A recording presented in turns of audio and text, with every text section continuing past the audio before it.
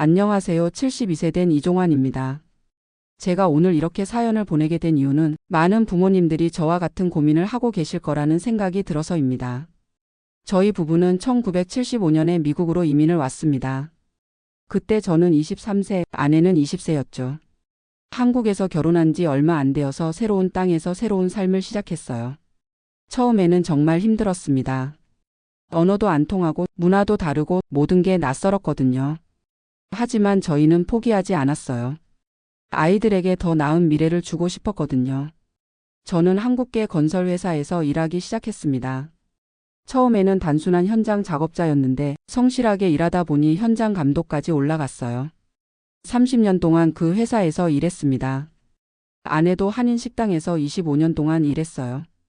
서빙도 하고 주방 일도 하면서 정말 열심히 살았습니다. 그렇게 평생을 일해서 60세에 정년퇴직을 했고 지금은 소셜 시큐리티로 월 2,100달러를 받고 있어요. 저희에게는 3명의 자녀가 있습니다. 큰아들 정우가 45세, 둘째 딸 수진이가 42세, 막내 아들 정민이가 38세예요. 정말 힘들게 키웠습니다. 아이들이 어릴 때는 저희 부부가 하루에 12시간씩 일했어요. 주말에도 쉬지 못했죠. 모든 건 아이들을 위해서였습니다. 좋은 학교 보내고 대학까지 졸업시키고 그들이 성공할 수 있도록 모든 걸 다 해줬어요. 특히 큰아들 정우는 저희가 가장 많이 신경 썼던 아이예요. 첫째니까 기대도 컸고 다른 아이들보다 더 많이 투자했습니다. 정우는 명문대학 컴퓨터공학과를 졸업하고 지금은 IT 회사에서 소프트웨어 엔지니어로 일하고 있어요. 연봉이 15만 달러나 됩니다. 둘째 딸 수진이는 간호사가 되었고 막내 정민이는 작은 무역업을 하고 있어요. 저는 정말 뿌듯했습니다. 3명의 자녀를 모두 성공시켰다고 생각했거든요. 그런데 시간이 지나면서 뭔가 이상하다는 걸 느꼈어요. 특히 큰아들 정우의 태도가 점점 달라지더라고요. 정우는 결혼한 후로 저희를 찾아오는 횟수가 현저히 줄었어요. 명절에도 와야 할지 말아야 할지 고민하는 기색이 역력했고 와서도 빨리 가려고만 했습니다. 그러다가 골프를 시작했어요. 처음에는 취미 정도인 줄 알았는데 점점 골프에만 빠져 살더라고요. 주말마다 골프, 휴가 때도 골프, 심지어 부모님 생신에도 골프 약속이 있다며 못 온 적이 여러 번 있었어요. 반면에 수진이와 정민이는 달랐습니다. 수진이는 결혼해서 바쁜데도 일주일에 한 번씩은 꼭 안부를 물었고 정민이도 사업이 바쁘면서도 한 달에 2~3번은 찾아왔어요. 작년에 아내가 췌장암 진단을 받았습니다. 정말 하늘이 무너지는 것 같았어요. 의사는 6개월 정도밖에 못 산다고 했습니다. 그때부터 정말 힘든 시간이 시작됐어요. 아내는 항암 치료를 받았지만 부작용이 너무 심했습니다. 수진이가 간호사라서 정말 많이 도와줬어요. 밤낮 없이 와서 어머니를 돌봤습니다. 정민이도 사업을 제쳐두고 병원에 자주 왔어요. 그런데 정우는 달랐어요. 처음에는 가끔 병원에 왔지만 점점 오는 횟수가 줄더니 나중에는 일주일에 한 번 올까 말까 했어요. 아내가 많이 아프다고 해도 바빠서 라고만 하더라고요. 그래도 저는 참았어요. 큰아들이니까 나름대로 스트레스가 많을 거라고 생각했거든요. 작년 11월 중순이었습니다. 아내의 상태가 급격히 악화됐어요. 의사가 이제 며칠 안 남았다고 했습니다. 저는 급히 아이들에게 연락했어요. 어머니가 위험하니까 어서 와라. 수진이와 정민이는 즉시 달려왔습니다. 하지만 정우는 지금 회사에서 중요한 미팅이 있어서 좀 늦을 것 같다고 하더라고요. 그날 저녁 7시쯤 정우가 병원에 왔어요. 아내는 의식을 잃은 상태였습니다. 정우는 잠깐 어머니 손을 잡고 있다가 갑자기 일어나더니 이렇게 말했어요. 아버지, 저는 내일 아침 일찍 골프 약속이 있어서 먼저 가봐야겠어요. 어머니 상태가 좀 나아지면 연락 주세요. 저는 귀를 의심했습니다. 뭐라고? 골프 약속을 몇 달 전에 잡아놨는데 취소하기가 어려워서요. 대신 내일 저녁에 다시 올게요. 그 말을 하고 정말로 나가더라고요. 저와 수진이, 정민이는 말이 안 나왔어요. 수진이가 울면서 말했습니다. 오빠가 어떻게 이럴 수가 있어요? 그날 밤 11시에 아내가 세상을 떠났습니다. 임종 순간에 정우는 없었어요. 골프장 근처 호텔에서 자고 있었겠죠. 저는 정우에게 전화했어요. 어머니가 돌아가셨다. 정우는 그제야 그러셨구나. 바로 갈게요 라고 했어요. 하지만 바로 오지도 않았어요. 골프를 다 치고 와서는 미안해요. 몰랐어요 라고만 하더라고요. 장례식 준비를 하는 3일 동안도 정우는 별로 도움이 안 됐어요. 장례 절차는 주로 수진이와 정민이가 맡았고 저는 그저 넋을 잃고 있었어요. 장례식 당일에도 정우는 시종일관 시계만 보더라고요. 친지들이 조문을 와서 인사를 할 때도 성의 없이 대답하는 게 보기 좋지 않았어요. 장례식이 끝나고 집에 돌아온 그날 저녁 정우가 저에게 이렇게 말했어요. 아버지 어머니 일은 정말 안타깝지만 이제 현실적인 문제도 생각해야 하지 않을까요? 무슨 현실적인 문제? 유산 정리 말이에요. 아버지께서 언제까지 사실지도 모르는데 미리 정리해 두시는 게 좋을 것 같아서요. 저는 기가 막혔습니다.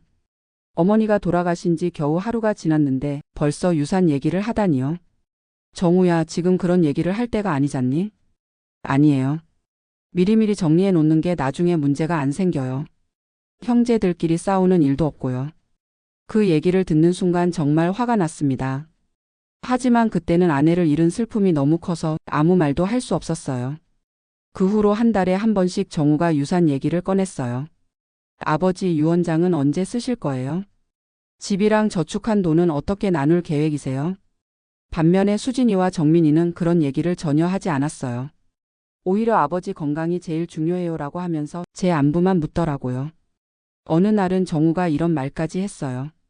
아버지, 요즘 한국 사람들 많이 사기당한다고 하던데 재산을 빨리 정리해서 안전한 곳에 보관해 놓는 게 좋겠어요. 그때 저는 깨달았어요. 정우에게는 제가 그냥 돈 나무였구나. 저희가 평생 모은 재산은 그리 많지 않아요. 집이 85만 달러 정도 하고 저축한 돈이 20만 달러, 주식 투자한 게 15만 달러 정도예요. 총 120만 달러 정도 되죠. 미국에서는 그리 큰 돈이 아니지만 저희 부부가 평생 허리띠 졸라매며 모은 소중한 돈이에요. 작년 말쯤에 정우가 또 유산 얘기를 꺼냈을 때 저는 이렇게 말했어요. 정우야, 너는 지금 연봉이 15만 달러나 되잖니? 굳이 아버지 재산을 그렇게 서두를 필요가 있니? 그러자 정우가 이렇게 대답했어요. 아버지도 아시잖아요. 요즘 물가가 얼마나 오른지. 애들 교육비도 많이 들고 집 모기지도 있고요. 미리 계획을 세워놓는 게 좋다고 생각해요. 그 말을 듣고 저는 정말 석을 펴졌어요. 정우에게는 제가 빨리 죽어서 재산을 물려주길 바라는 사람인 것 같았거든요. 올해 초에 정우가 더 노골적으로 나왔어요. 아버지, 유언장을 안 쓰시면 나중에 법적으로 복잡해져요. 변호사 비용도 많이 들고요. 빨리 정리하지 않으시면 법적 조치를 취해야 할 수도 있어요. 법적 조치라니요? 자기 아버지에게 법적 조치를 취하겠다고 하다니. 그날 밤 저는 잠을 못 잤어요. 아내 사진을 보면서 계속 생각했어요. 여보, 우리가 정우를 잘못 키운 걸까? 왜 저 아이는 저렇게 변했을까? 수진이에게 상의해봤어요. 수진아, 너는 오빠를 어떻게 생각하니? 수진이가 한숨을 쉬면서 말했어요. 아버지, 오빠가 어머니 돌아가시기 전부터 이상했어요. 돈 얘기만 하고 골프만 치고. 솔직히 말하면 오빠가 부끄러워요. 정민이도 비슷하게 얘기했어요. 아버지, 형이 너무해요. 어머니 장례식 때 골프 치러 간 건 정말 이해할 수 없어요. 그래서 저는 결심했어요. 정우를 유산에서 제외하기로요. 교회 목사님께도 상담받았어요. 목사님이 말씀하시기를 종환 형제님, 힘든 결정이시겠지만 때로는 사랑하는 자식에게 충격요법이 필요할 때도 있습니다. 기도하면서 결정하세요. 변호사 사무실에 가서 유언장을 작성했어요. 모든 재산을 수진이와 정민이에게만 상속하기로 했습니다. 정우는 완전히 제외했어요. 유언장을 작성하고 나니 마음이 좀 편해졌어요. 더 이상 정우 눈치를 보지 않아도 되겠다는 생각이 들었거든요. 그런데 2개월 전에 정우가 또 유산 얘기를 꺼내더라고요. 아버지, 유언장은 언제 쓰실 거예요? 저는 이렇게 대답했어요. 이미 썼다. 정우가 깜짝 놀라면서 물었어요. 언제요? 저는 왜 몰랐죠? 너는 알 필요 없다. 그날 이후로 정우가 자꾸 유언장 내용을 물어봤어요. 하지만 저는 말해주지 않았습니다. 며칠 전에 정우가 변호사를 통해서 유언장 내용을 확인했나 봐요. 갑자기 제게 전화를 걸어왔어요. 아버지, 이게 무슨 일이에요? 제가 유산에서 완전히 빠져 있다고 하던데요. 목소리가 완전히 달라져 있었어요. 평소에 차분하던 정우가 거의 울음을 터뜨릴 것 같은 목소리였어요. 그래, 너는 빼기로 했다. 왜요? 제가 뭘 잘못했다고 그러세요? 내가 뭘 잘못했는지 모르겠니? 그러자 정우가 울기 시작했어요. 45세 어른이 전화로 우는 소리를 들으니까 저도 마음이 좀 아프더라고요. 아버지, 제발 용서해 주세요. 제가 뭘 잘못했는지 말씀해 주세요. 어머니 돌아가시는 날 골프 치러 간 것도 모르겠니? 어머니 장례식에서도 시계만 보던 것도 모르겠니? 어머니 돌아가신 지 하루 만에 유산 얘기한 것도 모르겠니? 정우가 한참 동안 말이 없었어요. 그리고 나서 이렇게 말했어요. 아버지, 정말 죄송해요. 그때 저는 정신이 없었어요. 어머니가 돌아가신 게 실감이 안 났고 그냥 평소처럼 행동한 것 같아요. 평소처럼? 그럼 평소에도 부모보다 골프가 더 중요했다는 얘기니? 아니에요. 그런 게 아니에요. 정우가 완전히 울음을 터뜨렸어요. 아버지, 제가 정말 잘못했어요. 기회를 한 번만 더 주세요. 앞으로는 진짜 달라질게요. 솔직히 말하면 저도 마음이 흔들렸어요. 아무리 미워도 제가 키운 아들인데 그렇게 우는 소리를 들으니까 가슴이 아프더라고요. 하지만 저는 단호하게 말했어요. 정우야, 너는 이미 기회를 너무 많이 받았다. 어머니가 6개월 동안 아프실 때가 마지막 기회였는데 너는 그때도 골프가 더 중요했잖니. 그 이후로 정우가 완전히 달라졌어요. 일주일에 2~3번씩 찾아와요. 골프도 그만뒀다고 하더라고요. 어제는 이런 말까지 했어요. 아버지, 제가 정말 바보였어요. 어머니가 살아계실 때 더 잘해드릴 걸 그랬어요. 지금 후회해도 늦었지만 아버지한테만은 진짜 잘하고 싶어요. 그리고 무릎을 꿇고 빌더라고요. 아버지, 유산은 상관없어요. 그냥 제가 아버지 아들로 인정받고 싶어요. 저도 사람인지라 마음이 움직이더라고요. 하지만 쉽게 용서해주면 안 될 것 같아서 아직은 유언장을 바꾸지 않았어요. 수진이는 이렇게 말해요. 아버지, 오빠가 진짜 반성하는 것 같아요. 한 번 더 기회를 주시는 게 어때요? 정민이도 형을 감싸더라고요. 아버지, 형도 나름대로 스트레스가 많았을 거예요. 우리가 이해해주면 안 될까요?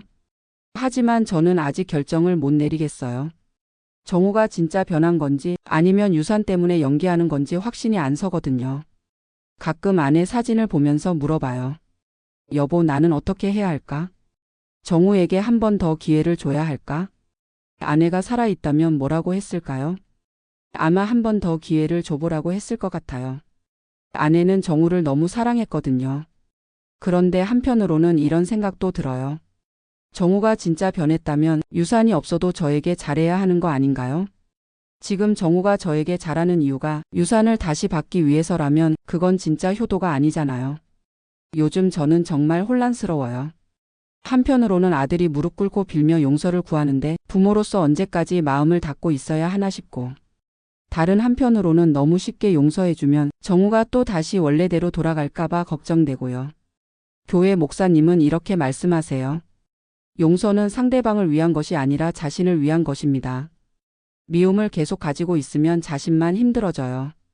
맞는 말씀이에요. 저도 정우를 미워하면서 살기는 싫거든요. 하지만 용서하는 것과 유산을 다시 주는 것은 별개 문제 같아요. 수진이와 정민이는 정말 착한 아이들이에요. 어머니가 아프실 때도 끝까지 곁에 있었고 지금도 제 안부를 계속 묻고 있어요. 이 아이들한테 돌아갈 유산을 정우에게 다시 나눠줘야 할까요? 아니면 정우에게는 조금만 주고 대부분을 수진이와 정민이에게 줘야 할까요? 정말 어려운 문제예요. 어제 정우가 또 찾아와서 이런 말을 했어요. 아버지, 저는 이제 골프도 안 쳐요. 주말에는 아버지랑 시간 보낼게요.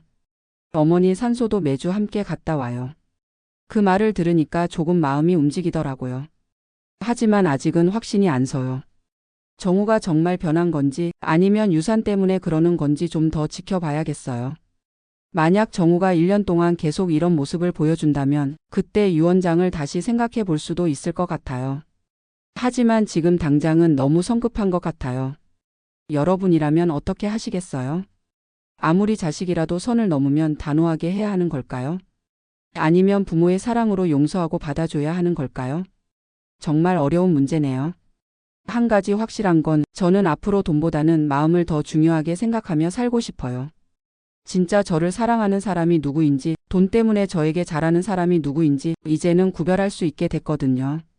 수진이와 정민이처럼 조건 없이 저를 사랑하는 자식들이 있어서 그나마 위로가 됩니다. 아내가 없는 삶이 외롭기는 하지만 저를 진심으로 생각해주는 사람들이 있다는 걸 알아서 감사해요. 정우도 진짜 변한다면 언젠가는 용서할 수 있을 것 같아요. 하지만 지금은 아직 시간이 더 필요한 것 같습니다. 부모와 자식 사이에도 선이 있다는 걸 이번 일로 깨달았어요. 아무리 사랑하는 자식이라도 그 선을 넘으면 단호하게 대응해야 한다는 것도 배웠고요. 앞으로 정우가 어떻게 변하는지 지켜보면서 진짜 효도가 무엇인지 가르쳐주고 싶어요. 돈 때문에 하는 효도가 아니라 마음에서 우러나는 진짜 효도를 말이에요. 그리고 수진이와 정민이에게는 부모를 진심으로 사랑해줘서 고맙다고 말하고 싶어요. 이 아이들 덕분에 제가 이렇게 버티고 살 수 있거든요. 여러분도 자식 문제로 고민이 있으시다면 너무 참지만 마시고 솔직하게 얘기해보세요. 때로는 단호한 태도가 자식을 올바른 길로 이끌 수도 있으니까요. 그리고 진짜 여러분을 사랑하는 사람이 누구인지, 돈 때문에 가까이 하는 사람이 누구인지 잘 구별하면서 사시기 바라요. 저는 앞으로 남은 시간 동안 저를 진심으로 사랑하는 사람들과 함께 스트레스 받지 않고 행복하게 살고 싶어요. 정우가 정말 변한다면 그때 가서 다시 생각해보고 지금은 그냥 지켜보면서 제 마음의 평화를 찾는 게 우선인 것 같습니다. 긴 얘기 들어주셔서 고맙습니다.